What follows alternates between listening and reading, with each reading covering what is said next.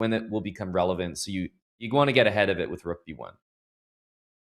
Yeah, and Duda's up 30 seconds. It feels like he's playing the position as you should.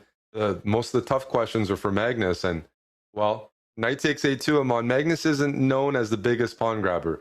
He's a intuitive player, practical player.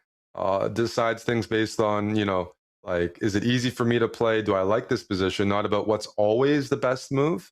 Knight a2 is one of those moves that, yes, you win a pawn, but that could end up being something you regret down the line if you get attacked and your knight is just stuck on the queen side all the way on a2, that you end up regretting. Yep. Let's go. Let's play, aggressive. Let's go d5 here. Open up this bishop. Put a bit more pressure on. Let's just say you move the knight back. Then I go c3. Then knight a6. That's right.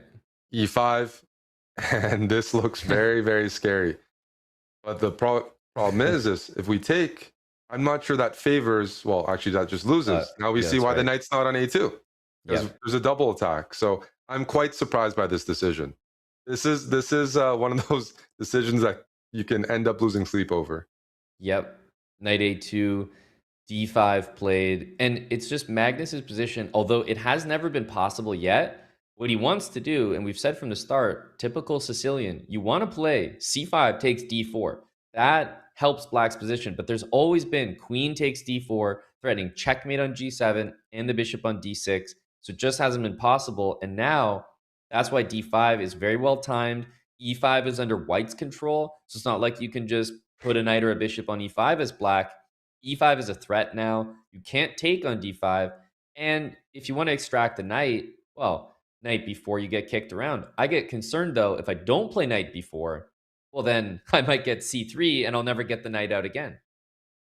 Queen d4 played immediately, and Amon, that's a shocker to me because c3, Magnus will very likely spot. We see that blue indicator here that it's the best move, maybe the only move, but it's not hard to see.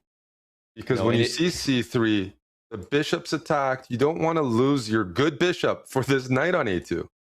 No, and that's a huge achievement because c3 also extracts the knight on a2. Duda is absolutely shaking his head. It's a clear miss. He expected maybe f6, e5. He was going to take the c4 pawn, having to lose the dark square bishop. But more importantly, Magnus needs to spend no time getting his knight out from a2. He can also consider e5. But yeah, he's going to just extract the piece. Magnus is happy here. There's no sugarcoating it. This is just a good position now for Magnus. It doesn't mean that Duda's losing, but he's definitely lost any initiative or push that he had, I think, in that previous position. Oh, completely. I think this is such a big blunder from Duda. There's no more pressure on the king side. And now if you just take a look at the queen side, Black has the bishop pair. Yes, Black is not fully developed, but White's pieces aren't in a position to necessarily challenge that. And even we talked about the bishop pair, I see a move like a5. Magnus decides to develop a5 with just the basic idea of bishop b4. Bishop b7, no problem there. Although knight c4, and maybe that's why a5 was really important, because the question is, where do we place this bishop? He decides just to develop the queen, pinning the knight as well. So that's one way to preserve the bishop pair.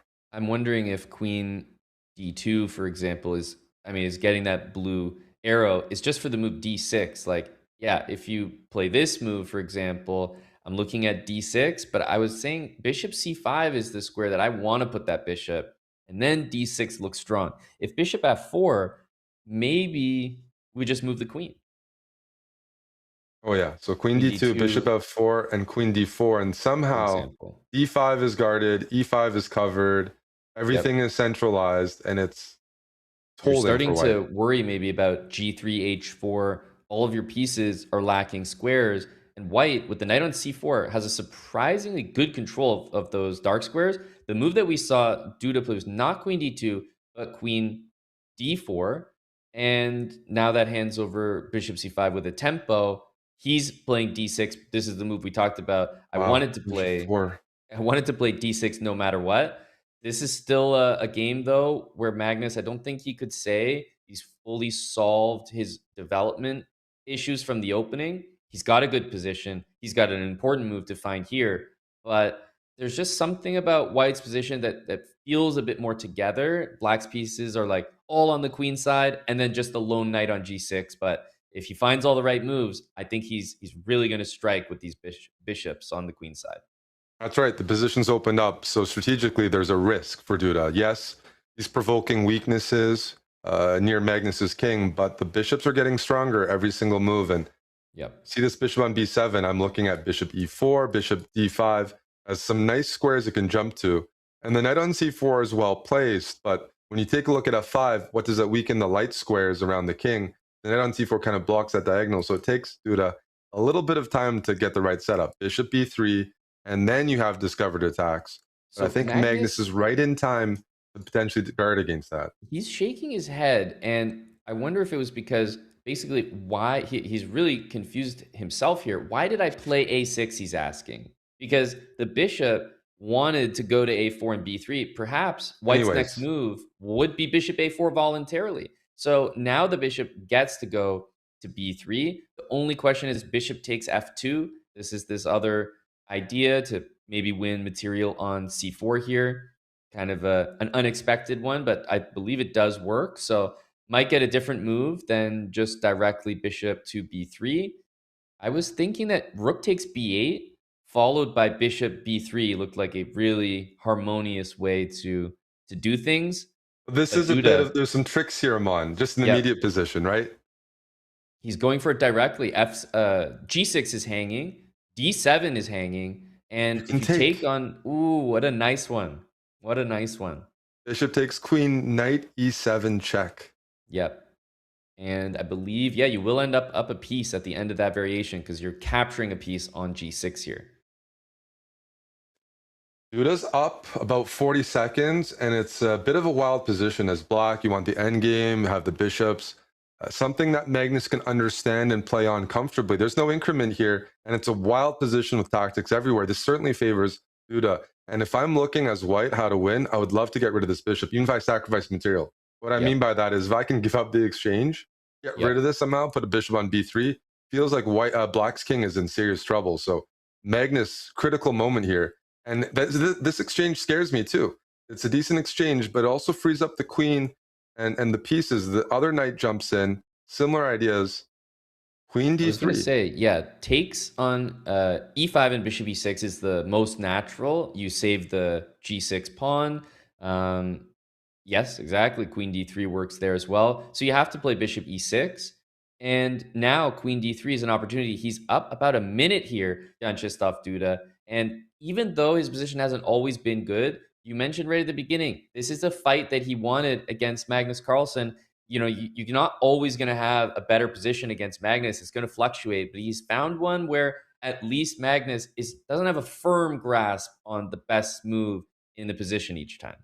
No, it's not natural moves. This Not at position all. is not natural at all. And it's a bit unique. This pawn on d6, if it stays there, that is very annoying because it just takes away space for Magnus's queen. I'm seeing positions here where it's a very sharp game. The queen on c8, it's not doing enough. It would like to maybe be on f6, but d7 is hanging a lot of lines. We might see h4 soon if we just need a move and we need a safety square for the king. I was also I wondering like if, h4 a lot. yeah, we got the bishop on a4. We got the knight on e5. We're hitting d7. The rook's guarding the b pawn. Black doesn't look like they can play queen b6 or queen b8. So striking with f4. But no, I'm liking this position for white. We have easier moves to play, it looks like.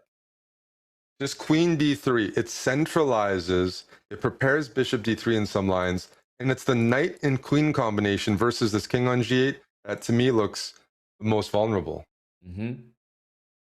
Okay. Almost baiting the rook to the c8 square. And then immediately, he played that move instantly, by the way.